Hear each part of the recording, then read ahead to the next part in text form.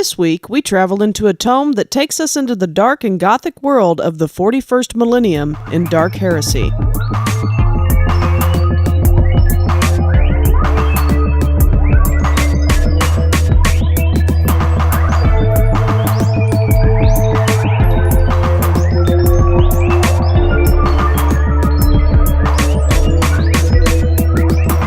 It is the 41st Millennium. For more than 100 centuries, the Emperor has sat immobile on the golden throne of Earth.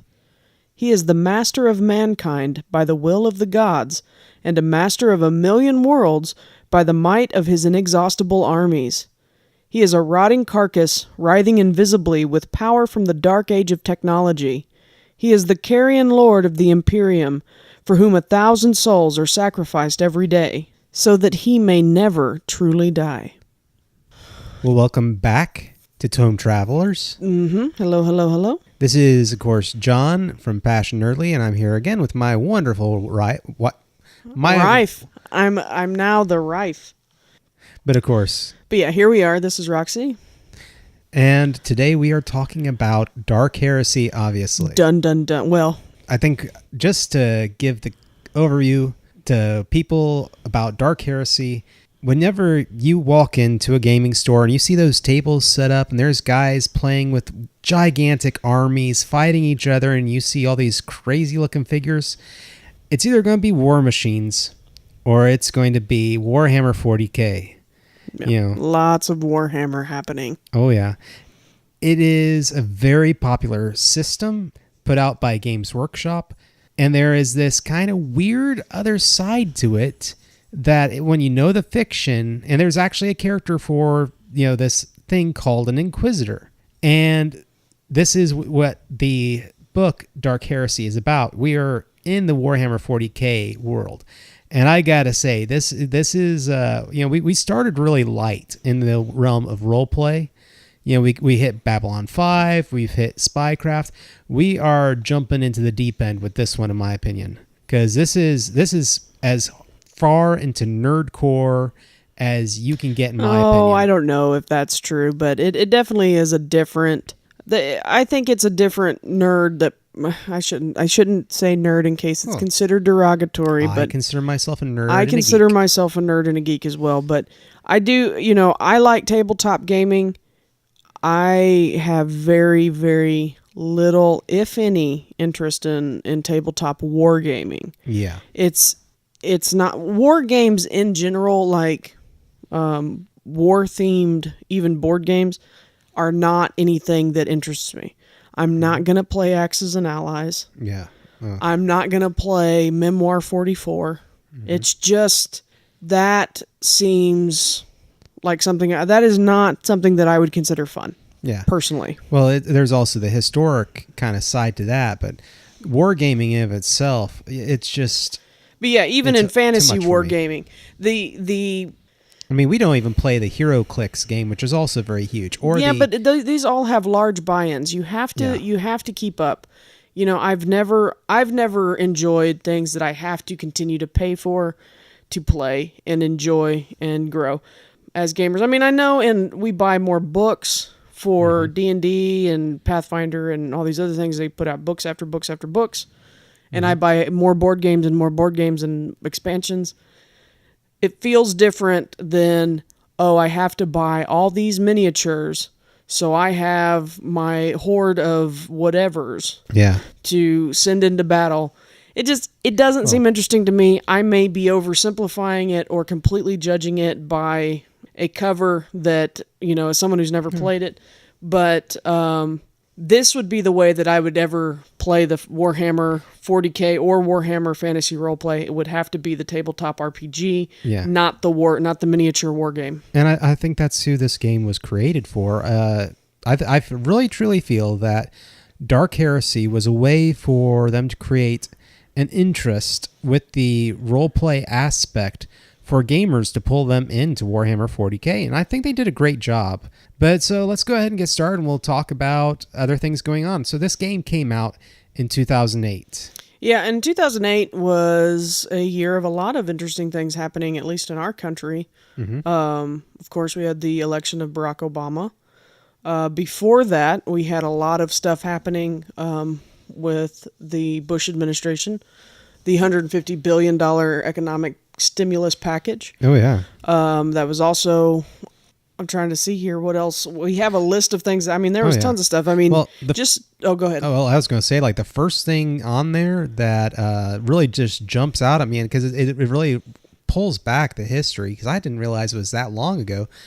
Breaking Bad premieres on AMC so in 2008. If that gives you an idea of how long ago that was, I mean, we're talking almost 10 years ago now that Breaking Bad premiered, and now it's long since ended, and it was a cultural phenomenon. So much so that characters in a Disney film were based off of it. I mean, that's what in Zootopia. The sheep that were the ones creating the drugs in Zootopia were based off the characters from Breaking Bad. Oh, I don't remember Zootopia enough to. One of them even had the same name. It's Really? a lot of... Oh, yeah. They used... It was so much, But anyway, let's keep going. I mean, other stuff that was interesting, just to give you an idea, is this... Because 2008 doesn't sound like it was that long ago. I think a lot of people, especially... I mean, I'm in my early 30s. You're in your early 40s. A lot of people in our age bracket tend to think, 20 years ago was the 80s. I mean, we're still in that mindset that the 90s was fairly recent for us. But no, not really. It's 2018 in a couple months. In just a few, in a handful of weeks, we're looking at 2018. But just to remember, things that are in the news today that were in the news then for different reasons.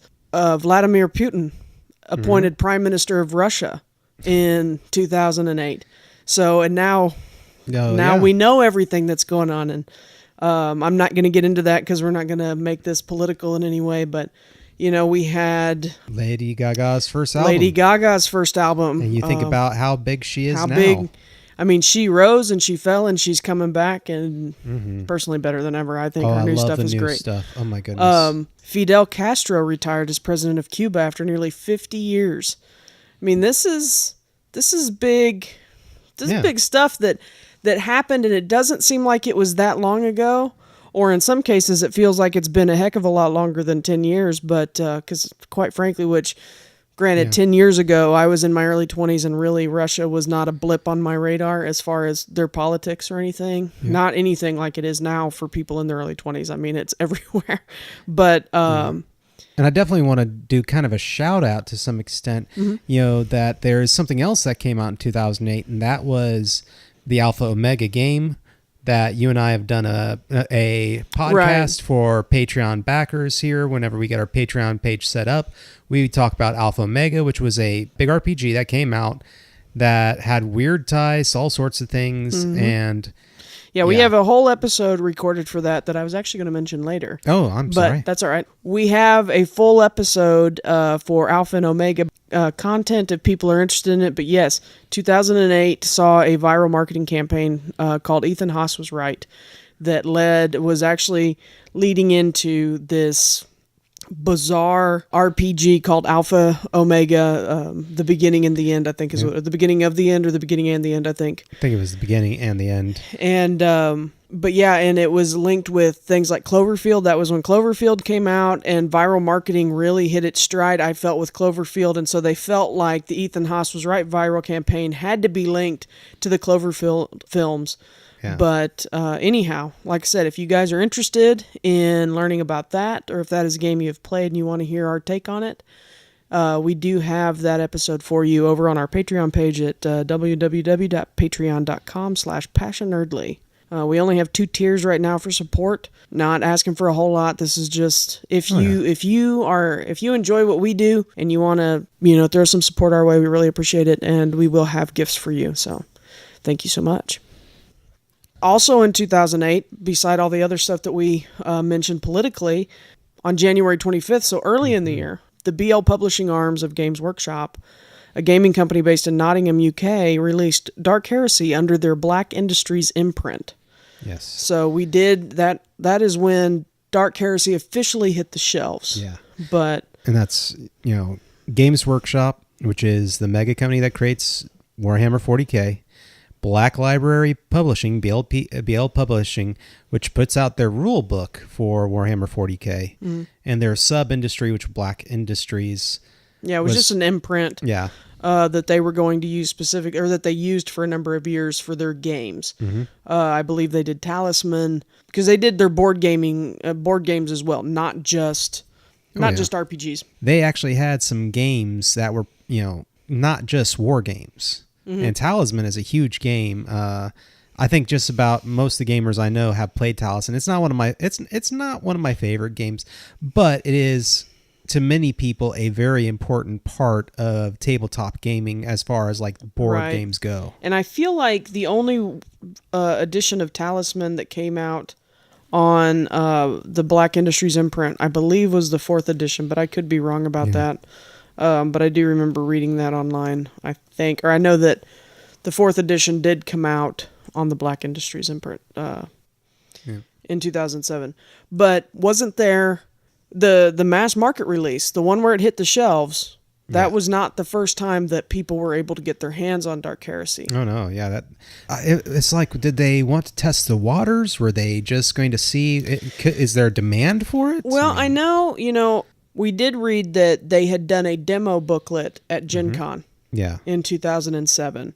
So I don't know the dates for Gen Con 2007, but I'm sure it was in August, as they seem to be. But so I'm wondering if they tested the waters there and then were like, well, for all you fantasy Warhammer, tabletop guys, would you like to see this, and how interested are you? But because I don't understand. So tell everybody what they did in December of 2007. Well, in December of 2007, they put out what they're calling a collector's edition of the core book. I mean, this is how it's described online and everywhere else. So they put out this collector's edition, and they only put out 200 copies of it, which is a really limited run. That is a super limited run, and it sold out in 6 minutes. Yeah, and so you're just like, that's amazing. And so to me, it's very confusing that they released the limited edition first. Yeah. Or the collector's edition, because how do you know if you even want it? I mean, I guess if you're already bought into the world. Yeah, and that's the thing. Like the people who have to have every piece of Warhammer memorabilia, they got, they got the codex of the, there's books like military style books for the infantrymen, like the lowest ranked soldiers, and somebody made collector's edition of that, where it would be like you've this got in your instruction manual for getting in the infantry. Right. It's stuff like that they have put out before. And so of course there's going to be guys that, it's like slap Super Mario Brother on it and, call it limited edition, and how many people are going to, and then you put that out to the world, of course it's going to sell out really quickly. Right. And so it's really interesting to think, so why did they do this? Why put out the collector's edition to such a limited release? But I guess I'm wondering if they truly were curious, how much demand is there? And it makes sense, because this is relatively after the D20 boom and bust. So this is, maybe they were curious if role-playing games were still big, and yeah, they are. Well, just briefly before I give my thoughts on the early release, is this a D20 game? No, it is not. Okay. It is. So this is our first foray outside of the extensive world of D20 gaming. Mm-hmm. But I kind of feel like, I guess, because I was thinking to myself, why did they not just release the standard edition and do 200 copies of the standard edition, 200 copies of the collector's edition? Or even, they would have to do them both at the same time, or do the better one first, in my opinion, now that I've thought about it. Because if the super collector buys this edition that we have, the mass market Joe Schmo version, and then 2 months later, here comes the super duper collector's edition, and it's only got 200 copies, I'm going to be ticked, because now you've made me buy this book twice. Yeah, true. So perhaps they just wanted to start, and hey, we're going to put out the super nice one. The next one is coming, but you're going to get the first bite at this one, and it's going to be the really nice one. I have no idea what it looked like. I have not seen an image of it. 200 copies out there, and those people who have those 200 copies, good for them. Yeah, they're keeping them tight. Yep. The mass market came out in January of 2008, a month after the collector's edition was released. And then what seems to be, there's a little bit of a discrepancy about the release date of Dark Heresy mass market. Depending on where you go on the internet, some sites will tell you January 25th of 2008. Another one will tell you January 26th. And I was just thinking about that myself. Maybe it was a simultaneous release, on both Britain and England, Britain and the U.S. and maybe it was Britain and U.S. at the same time. So maybe there at was a 6 p.m. and midnight or something. Yeah, maybe. I say that because I've always lived in Central Time Zone, so it's always 6 hours. But it could be something as simple as that. But either way, 2 or 3 days, depending on which date that you hold to. The same week that it was released, on January 28th of 2008, Games Workshop announced that Black Industries imprint was going away. So they said, we're getting rid of it because the games, essentially, their statement was, I'm not going to read their statement verbatim, but essentially they wanted to focus on what was making them the most money, which was not the games. It was the fiction. Yeah. And which we have a couple... Yeah, actually... A couple of the Black Library... Warhammer 40K books here in my hand. I've got Scourge the Heretic and Eisenhorn, which was definitely part of the inspiration for Dark Heresy.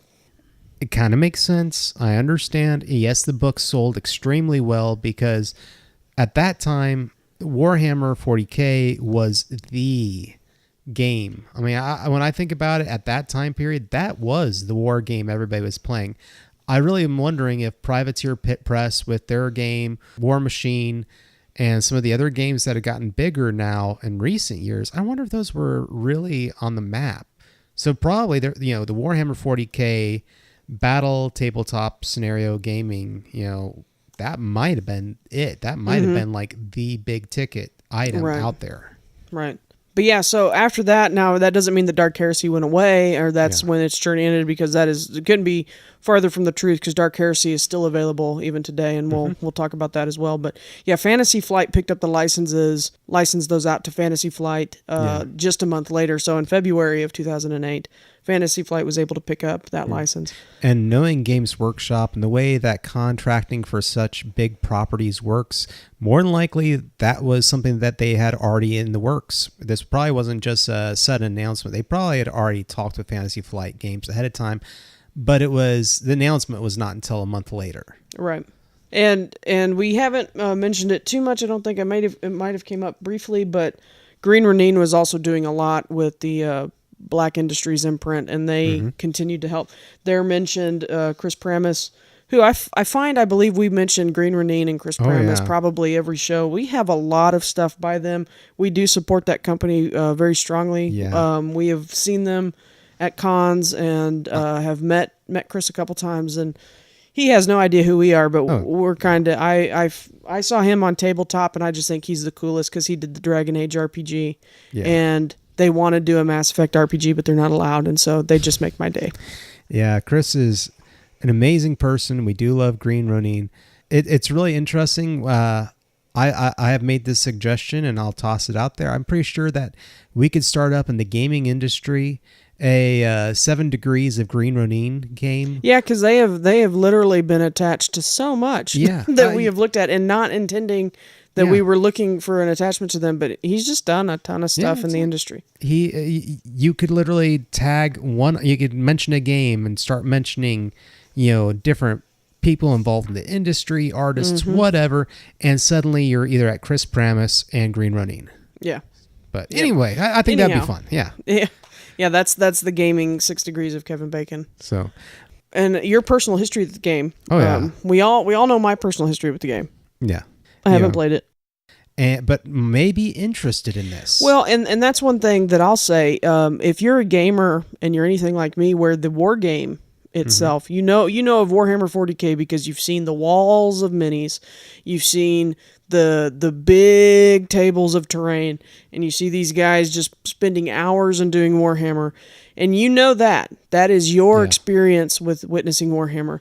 And you go down your RPG aisle and you see Warhammer 40,000 roleplay on the shelf. My brain would have immediately assumed that it was directly associated with the mini war game. And so this would have probably never popped up on my radar. And that's not fair to the property. That's not fair to the setting. It's unfortunately that's me. And that's something that you guys will learn about me. It has to catch me and it has to not turn me off. Yep. And I think a lot of unknown game sales are based on that. It's going to be based on, do I enjoy what this is about? And to be honest, as far as Inquisitions go, I'm not a big fan of playing Inquisitors either. So this might not have even jumped out at me as a role play book. But anyhow, so John has played it. Yeah. And he's even ran it. So yeah, no. I actually managed to get in on this game back in 2008 when it first hit the shelves. I remember people I was talking to at a local gaming store called the Fat Ogre. Wonderful name for a gaming store to this day. It's a cool shop. I'm going to say it's a cool shop. Basically, the owner was like, hey, have you heard about this game coming down the line?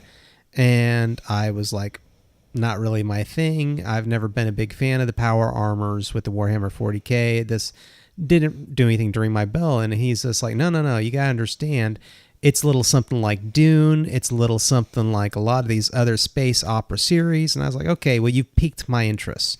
So I got in on a in-store campaign of it. I did not own the book going into the campaign whatsoever. Sat down, played an assassin from a feral world, and I was like, wow, I actually had a good time. And I like horror movies, and I like creepy stuff. And this game is definitely rife with it. So after that game, I went and picked up one of the 2 copies they had left, which for the rest of the table made them a little angry because, you got 8 guys getting up to go get the book and they only had 2 to sell. And, Yeah, you'll live, you'll learn. But at the same time, they got 6 pre-sales of these guys basically saying, we want this book. Right. And I'm fairly proud that I do have a Black Industries copy of Dark Heresy. So I do have like the first edition of what hit the stands. Yeah, this, I haven't really looked at the book. Now, I did look at the maps because I think maps in RPG books are pretty cool. Yeah, this has got a nice... very interesting map of the universe. The artwork, I think, is very good. I don't know. I do wonder how much of it is original. My background in Warhammer 40K is very limited, so I don't know. But I think that their choice on type font, it reads very and everything easily. else, Yeah. it reads easily, but at the same time, they did such a good job capturing the atmosphere and how they did their layout. It's pretty cool. It has a lot of sketch, like the weapon artwork that I'm looking at right now is basic sketch line art. It's not... Yeah. I mean, it's detailed, but it's not like, oh, they rendered this and they drew a 3D gun. No, you get a profile view, but it looks good. The tables are clean. They're easy to read. Also, what I like, which I don't see a whole lot of places anymore, is an example character sheet, and they've actually got little insets, saying this is where you put this is where you put this. Because I've had some games where I've tried to figure out what to do with their character sheet, and I've been very sorely disappointed that I can't figure it out. Their instructional with that is great. And the instructional is close to the front of the book, rather than putting it in the back of the book behind all the fluff. I do want to note that there is a career path called Scum. So that's lovely. Yeah, well, it's almost the... wedged in there between Imperial Psyker and Tech Priest, you could be Scum. It's basically the rogue-esque Han Solo character. Yeah, I figured. So. But yeah, no, it's a very nice book. I like the map. It's so sad that I would walk by this on the shelf by the over-exaggerated armor and, the big... I mean, this man's hand... Okay, so I'm looking at the cover here, guys, or folks. This gent, his head, chin to crown, I'm going to say an inch. Well, I'll give it an inch. Yeah. His hand on this looks like a submachine gun, if I were to guess. The other one is on the hilt of his sword. Look like they could hold his own head in the palm of his hand. This reminds me, what is that video game? Oh, is it Gears of War? Is it Gears of War where they have the massive feet? Yes. They're all these... I don't know if they're... I tried to play the first one and it was just... The guys' physiques are... it's very dumb, comical, guys. and a lot of people don't like that game for that reason, that the guys' bodies are so over exaggerated. Their feet are the size. Okay, nerds, my fellow geeks. When you read Harry Potter and you read Harry Potter and the Philosopher's Stone or Harry Potter and the Sorcerer's Stone, and they give the description of Hagrid, and they talk about his hands being the size of dustbin lids. So trash can lids. This man has hands that big. And then feet to boot, that are just as big. They're like, his legs are like trees or something. I can't remember what the description is. But that's what these guys look like. And it's so hokey. And I tried to play the first one like last year. Oh, really? That was stupid. Because I've played so many games that have come out since then that trying to go back and play the first one was just dumb. Yeah. It was like, this does not hold up to the test of time, and I'm having a hard time. I can't go back and play a lot of old games because I know. It's like for all that I love this game engine was awful. Yeah, for all that I love the Tenchu series, which is a stealth assassin series, I can't ever play any of the old games again because I thought they were so awesome with their controls when they were on the PlayStation and PlayStation 2. I go back now, and it is so hard. So clunky. Yeah. But as I said, so I would look at this cover, and I'd go, okay, why is his head twice the size? Why is his hand twice the size of his head? Now, they're not wearing the super-duper power armor, but he's got a, what is it, a shoulder guard? Mm-hmm. Do they have a fancy name for that? Probably. But he's got the shoulder guard on his weapon arm, and it's twice the size, 2 or 3 times the size of his head. I mean, his arm looks like it's very small in there, and he's carrying like this massive satchel with all these chains, and I'm sure that it does something for somebody, but I would walk past this on the shelf. But opening it up, and on the inside of the cover and the first flyleaf is the space map. And it looks really cool. And I would buy this as a poster. Oh, yeah. And it reminds me of the map of the universe Dune. And it's been so long since I've seen the map, or I don't even know if the copy I had a map in it. This would make me want to play this. Yeah. This map, I would enjoy this. And so I need to be a better person, and I need to be more willing to try new things, and I'm getting better. I'm trying new things, but I need to be willing to pick up a book, and because I see all these books that you have upstairs. Yeah, that is why John is the tome traveler, and I see so many of these books, and I'm like, I would never open that on my own. And so if it wasn't for this show, there's so many things that I would never experience. But some of this looks really, really cool, so I might really be interested in playing this at some point. There's just not enough hours in the day right now to play all the games we've got going on. Oh, God, no. And watch all the games that we like to watch, and listen to all the shows that we like to listen to. We're just... But that's the fun part to me, is that even with every game coming out, and I kind of have a DM's heart to that. Mm-hmm. We'll get to this. It might not be immediately. It might not be this year.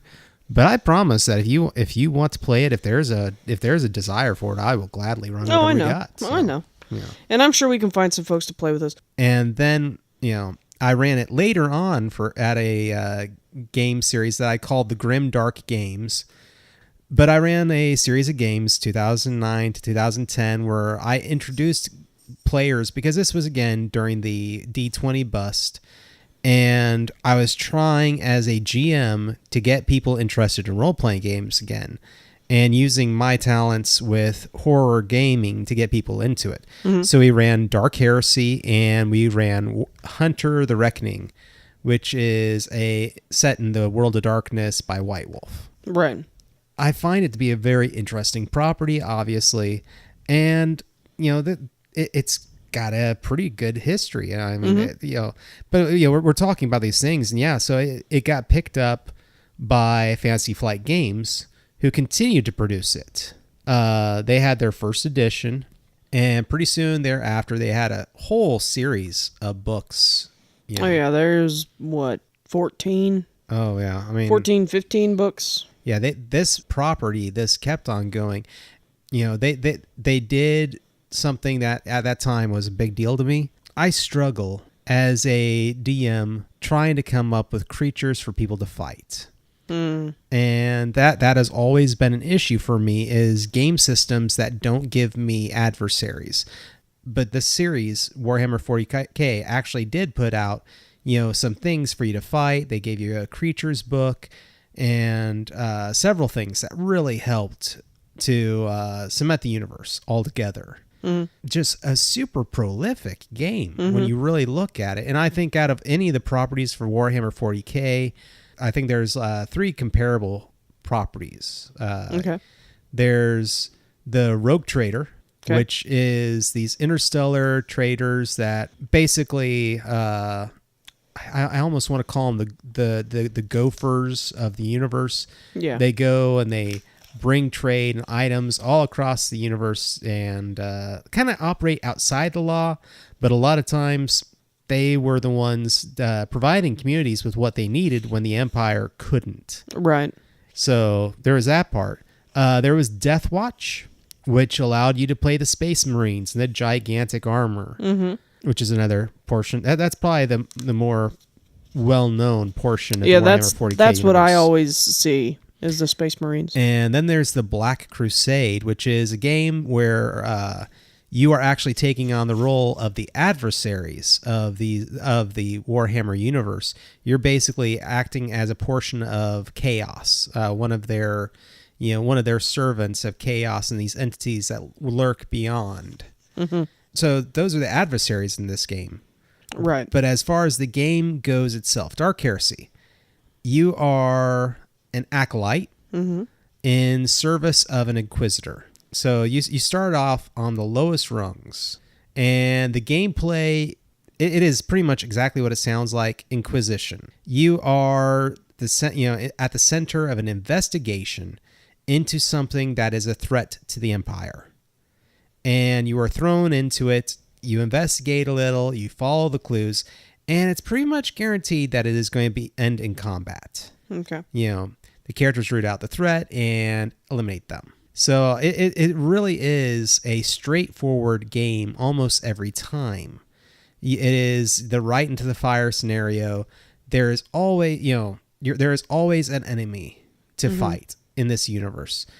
It's one of those things where, like, in the intro, if you read further into the intro of this gaming system, it says that 1,000 souls are sacrificed to this emperor every day. You have to understand that this is a universe so vast, so huge, worlds so populated, that these ships arrive every day with 1,000 people to be sacrificed to this emperor. I mean, the concept of this population is immeasurable. Right. And so, and furthermore, a lot of, these souls that are sacrificed are usually psychers. So we'll get into we talk about that a little bit more in the character creation episode, but whereas psychers are your psychic people, and that's a huge part of this game system. The psychers interact with another dimension of power, but it's also a dimension where chaos lives, and these are these dark entities that are one of the main adversaries of the Warhammer 40K universe and the Emperor himself. And psychers are usually they are the highly regulated, very much, and so you either chaos kind of beckons them to come and join. Yeah, if you've ever played, I hate to bring up another game system, but if you've ever played Dragon Age, it's essentially what the mages. They're required to be almost registered by the church or the chantry, and it's because they're going beyond the veil and into the Fade, and they interact with demons, and if those demons, they are more open to possession. And so these psychers, it sounds like they are highly regulated because they're dealing with the plane of chaos or whatever, and so there is a lot more opportunity for bad things to happen when you're using psychic ability, especially if you're not trained in it or if it's just too strong for you. So, but yeah, they're highly regulated, and then he you have the opportunity. You either choose to, what is it, serve? Yeah, well, the Emperor, the Psychers are gathered up, sent before the Emperor. They are either absorbed by him or they have the opportunity to serve him. And those who serve him oftentimes end up as pilots of ships or working as part of the Inquisition a lot of times, or something therein. They are put to a task of some sort. Mm-hmm. But this is one of the first times that we went ahead and did character creation before we actually started talking about the games to go over it a little bit more and get an idea of what we're dipping into. Yeah, just to give me a little bit of a running jump at this part of the show, which I have the show notes and I've done a little bit of. Mm-hmm. John and I kind of tag team research on it and kind of organize our thoughts together. So yeah, we did, and that's where the first inkling of, again, me having to use another game system that I'm familiar with to kind of, okay, I understand the scenario, I understand the circumstances. But yeah, so I end up making, if you're interested in hearing me make my Dragon Age Inquisition Inquisitor, essentially, is what I kind of was going for.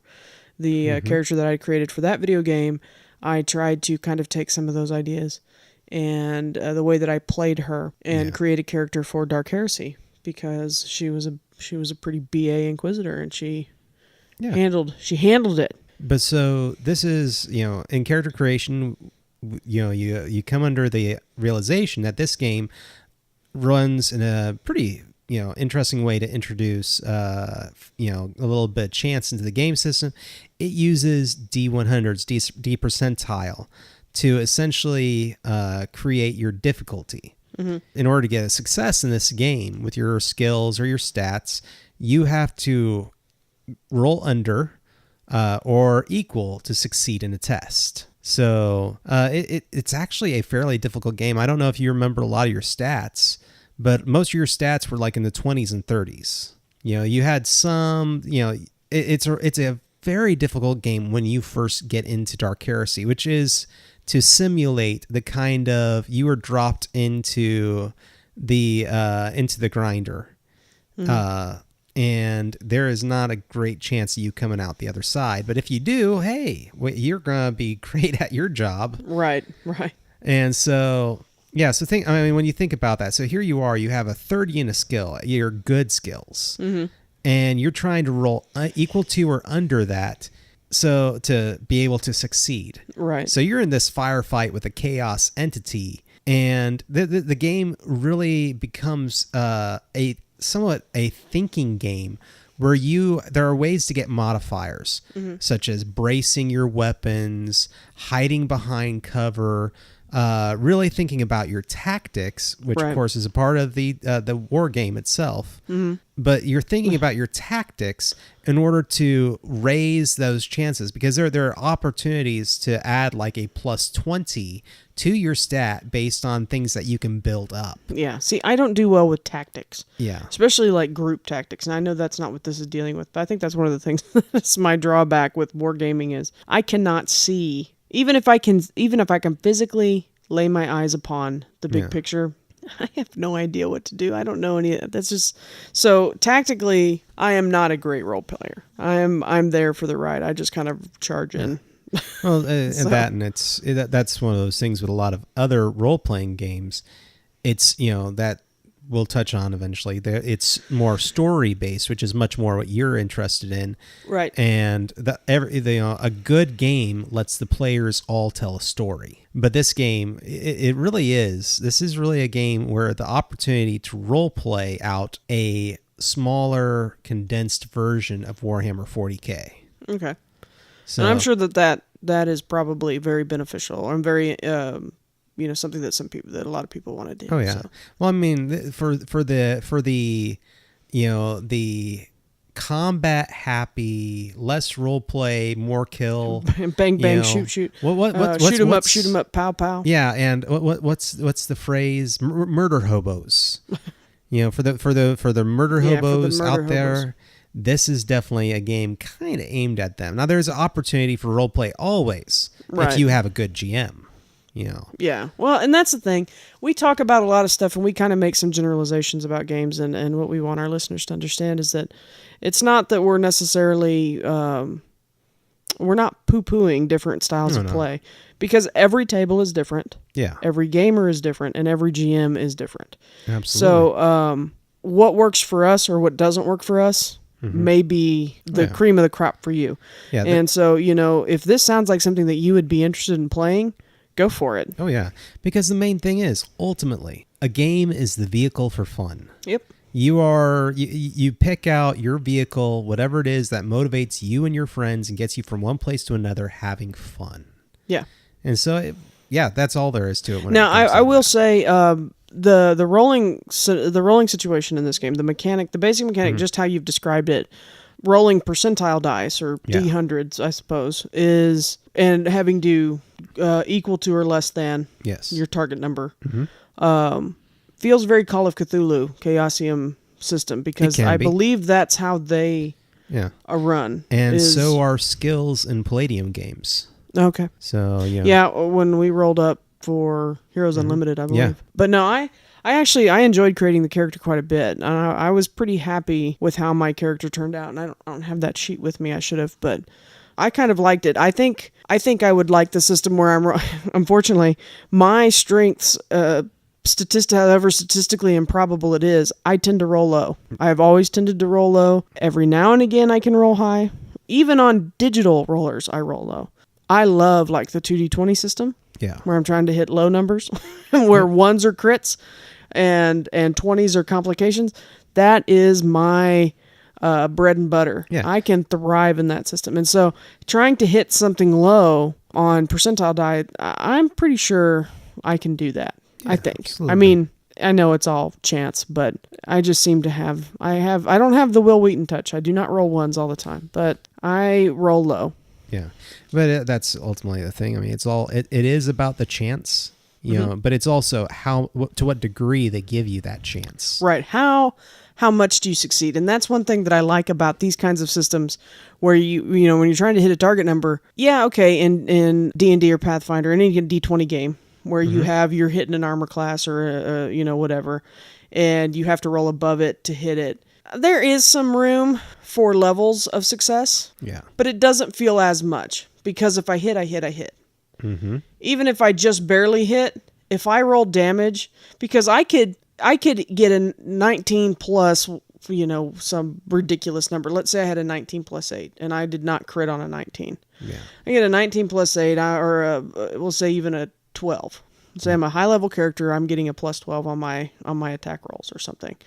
And so that's a 31. Okay, I'm hitting your AC. I go to roll damage. I could still roll crappy. Yeah. I could roll a 1 and do pea shoot damage because I didn't crit. On a percentile where the better in the range you are, it feels like it increases your chances of doing good things all the time. Yeah. Instead of and I'm sure there's still damage rolls. Oh, yeah.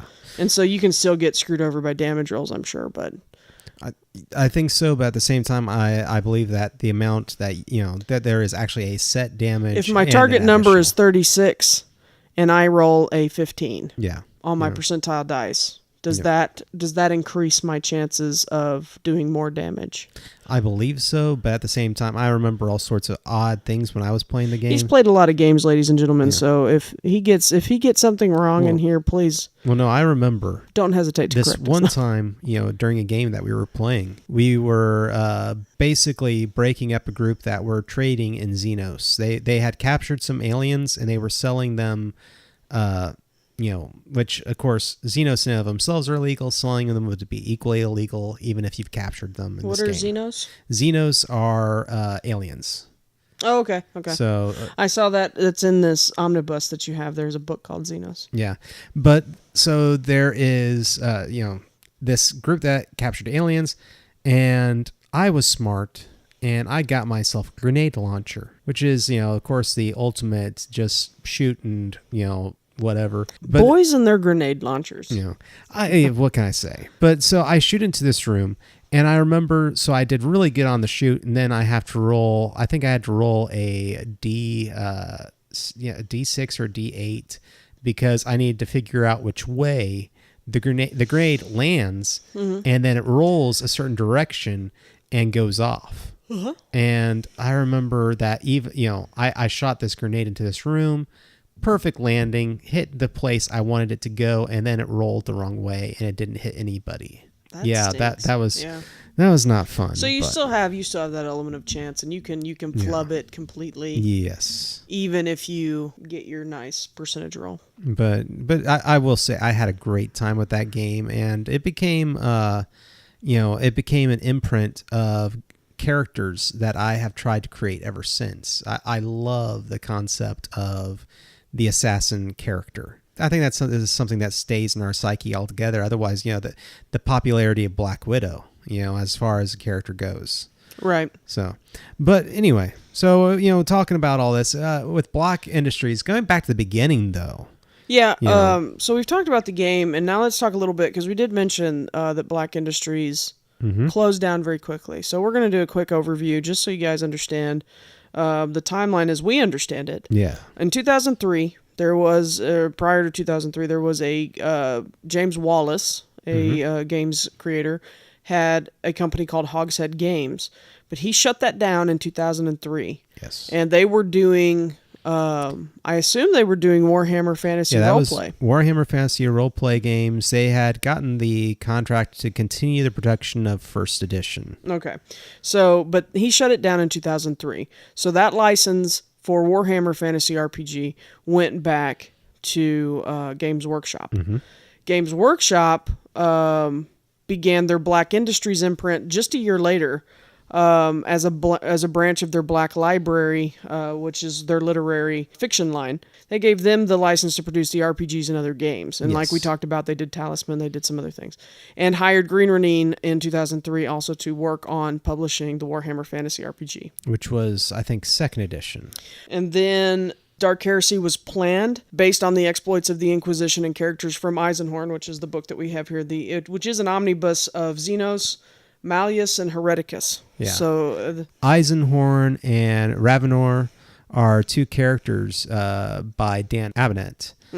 And these were huge books. I mean, these are things that in the world of Warhammer 40K, they are considered probably some of the best written kind of material. Iconic characters. Oh yeah. Well, yeah, this it actually says on the back of the Eisenhorn book, which there is a mini for Eisenhorn for Warhammer 40Ks or not. Yes. But part detective story, part interplanetary epic, Xenos, Malleus, and Hereticus, and the two linking stories are amongst the very best tales ever told by the Black Library. It is highly acclaimed. It's got some good reviews in here, but Dan Abnett, if you're not familiar with him, and I was not before we studied this show, but I have probably seen and read things that he has done. So he's been tied to so many things that are big now. He has contributed to The Punisher, War Machine, Guardians of the Galaxy, Nova, and various X-Men titles. He was one of the original Ninjak writers, which we're big Valiant fans here. Legion of Superheroes, Superman, Batman, and Aquaman for DC, and he wrote Doctor Who and Torchwood dramas for BBC Audio.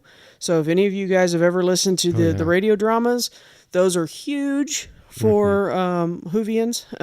And then in video games, he wrote for the Guardians of the Galaxy and Alien Isolation, which I have not played, but I have watched people play because I would probably become incontinent. Yeah, Alien Isolation is definitely grab the edge of this. It's a spooky... Yeah. Aliens is my favorite sci-fi horror film. So to see Alien Isolation, I saw some people play it one time on YouTube, and I just... Whew. Anyway, so the fact that he's written for some big titles. Yeah. I'm sure somebody, if you are into comic books, you have probably read some Dan Abnett. And the famous line of it is a grim dark future or whatever, that is originally by Dan Abnett. Like the game that has come to define Warhammer 40K was by him. Yeah, he is mentioned as he is not involved in the main writing for the game itself for the system.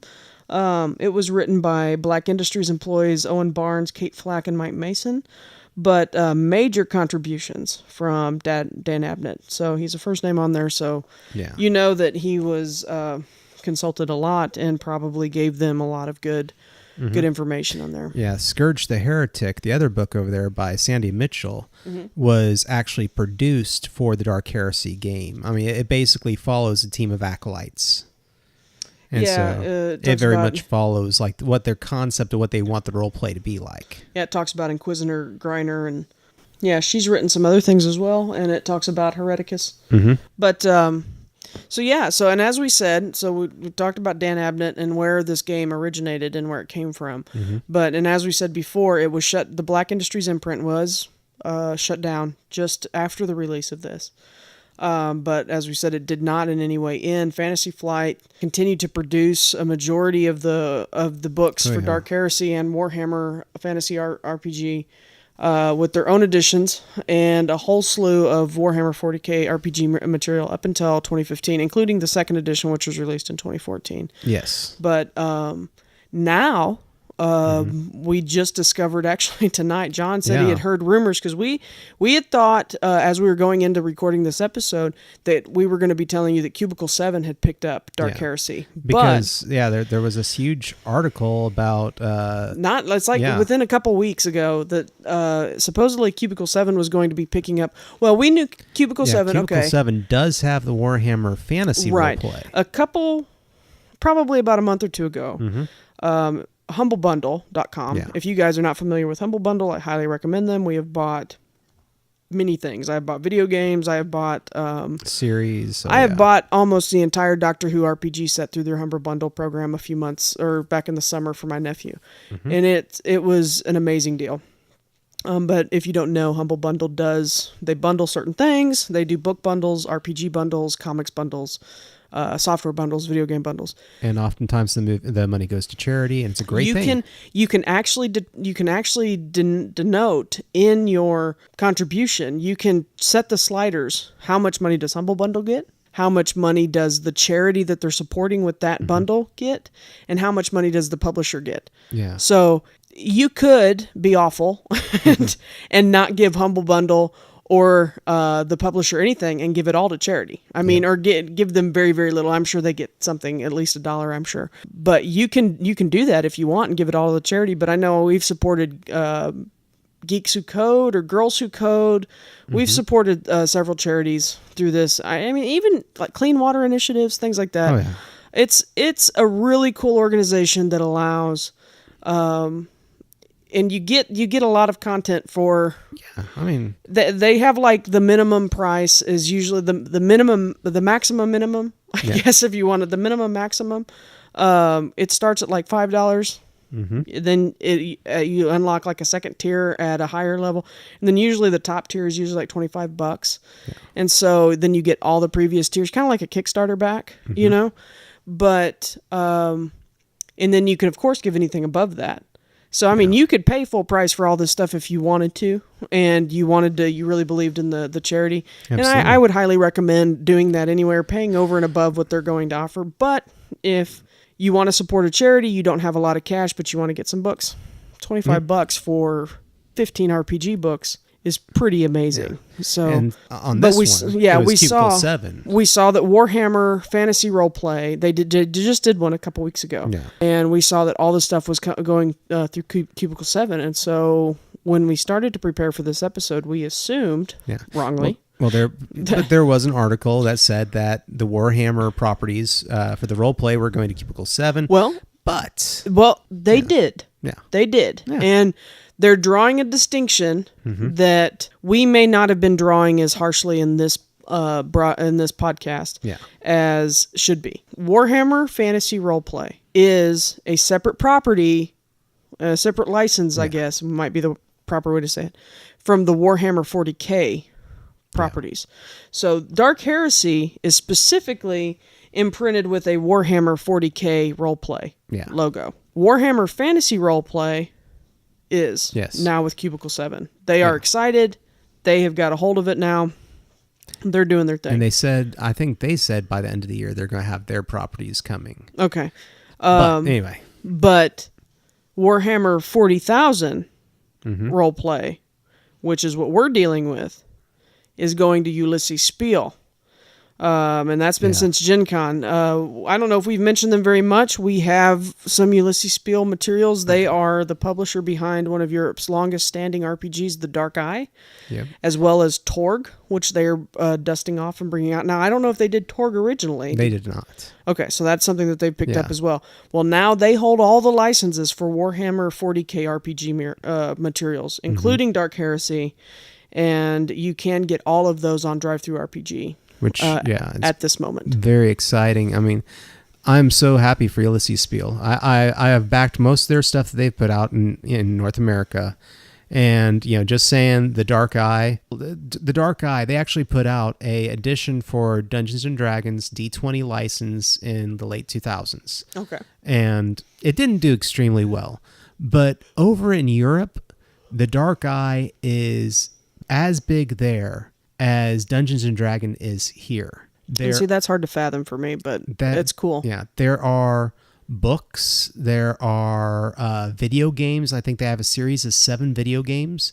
They have audio CDs where they put out soundtracks. We have a couple of those. Yeah, they put out soundtracks for their adventures. Like, I love that. Oh, I love soundtracks for my games. But they are really coming into their own, and that they picked up this property now. I'm really excited to see where Ulysses Spiels go. If they've picked up Torg and they've picked up Warhammer 40K, it seems like, and I'm not sure what else they're doing, if they're picking, or if they've always done their own properties. Yeah. They're starting to license other well-known with fan base. Yeah. Fan base is already in place. If they start picking up properties like that, I can only see that they're going to go up and become a pretty big stateside publisher. And so that to me is very exciting. So I'm loving that. So that's where we are with Dark Heresy, guys. Like I said, we do have in 2 weeks we will drop the episode where I create an Inquisitor and I can't remember what her name is. I don't know if I actually ever named her on the show. So if you have suggestions for my Inquisitor's name, please send them along. But that's the show for this week, guys. This is Dark Heresy again by probably now I should tell you Ulysses Spiel, Fantasy Flight, maybe some of the books that you'd find it, and maybe you'd even find the Black Industries imprint edition out there somewhere. And if any of you have the collector's edition, we would love to see a picture of that. Oh yeah. We did not look hard enough to find them. Yeah, hit us up on Instagram with that, because I would love to see Instagram, yeah. Remember, you can always find us on Instagram. You can always find us on Twitter. We really appreciate you guys listening. We had good numbers for our first month. Oh, yeah. Thank you, guys. Also, for sure, thank you. And if you would like to start hearing this more often instead of every 2 weeks, let us know. We would be happy to start putting out some more shows for you, maybe in early 2018. So thank you again for listening, and feel free to contact us at any point. We are always available, and we are pretty easy to find. So thank you guys. Have a good night. Night, guys. Thank you for listening to Tome Travelers from Passion Nerdly, a proud part of the Nerds Domain.